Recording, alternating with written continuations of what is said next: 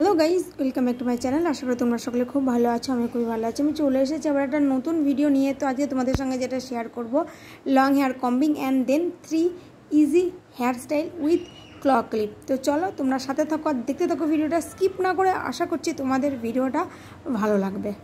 তো ফার্স্টে আমি হেয়ারটাকে ভালো করে কম্বিং করে নিচ্ছি। আর দেখতেই পাচ্ছ একটা বড় ক্ল ক্লিপ নিয়ে নিয়েছি। তো এই ক্ল ক্লিপটা দিয়ে আজকে 3টে স্টাইলের আমি চুল বেঁধে দেখাবো।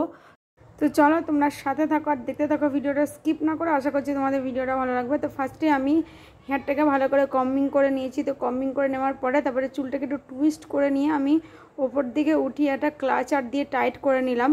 তো এবার আমি চুলটাকে একটু টুইস্ট করে চারপাশ দিয়ে চুলটা ঘুরিয়ে আর কি আমি ক্লাচারের মধ্যে আর কি চুলটাকে ভালো করে আটকে দিয়ে একটা আমি খোপা করব। তো এরকমভাবে আমি ক্লাচার দিয়ে 3টে হেয়ার স্টাইল করে দেখাবো। এটা হচ্ছে আমার 1 নম্বর হেয়ার স্টাইল। তো সেকেন্ড হেয়ার স্টাইলটা একদম ইজি হেয়ার স্টাইল। এটা আমরা সবসময়তেই করে থাকি।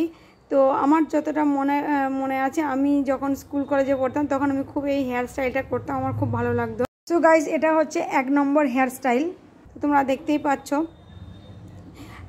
মানে জানি না, ক্লাচারটা কিন্তু অনেকটাই বড়, তবুও যেন মনে হচ্ছে চুলটা খুলে যাবে, মানে বানটা ঠিকঠাক টাইট হয়নি এরকম আমার বারবার মনে হয়।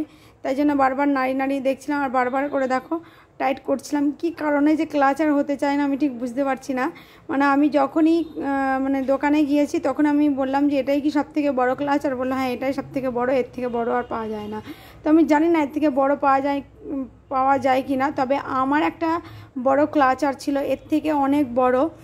তো সেই ক্লাচারটা মানে আমার ভেঙে গেছে। সো যাই হোক, সেটা দিয়ে কিন্তু খুব সুন্দর চুল বাঁধা যেত।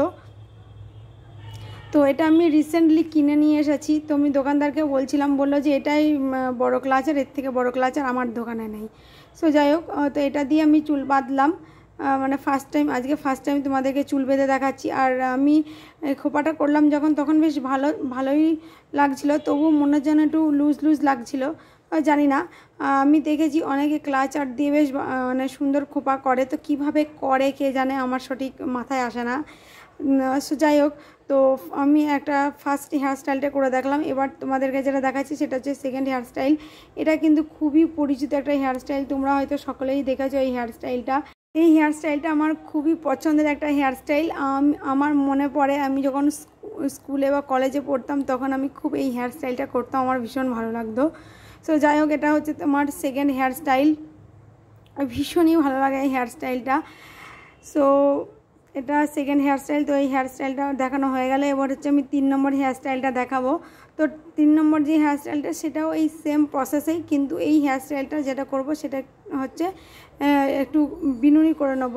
তো বিনুনি করে নিয়ে তারপরে আর কি আমি ক্লাচার দিয়ে চুলটা বাঁধবো। তো ফার্স্টে আমি চুলটাকে একটু আঁচড়ে নিয়ে চুলটাকে বিনুনি করে নিচ্ছি, তোমরা দেখতেই পাচ্ছ। তো চুলটাকে বিনুনি করে নেব, তারপরে ক্লাচারটা দিয়ে একটা বান মতনই করব। তো চলো তোমরা সাথে থাকো, দেখতে থাকো ভিডিওটা।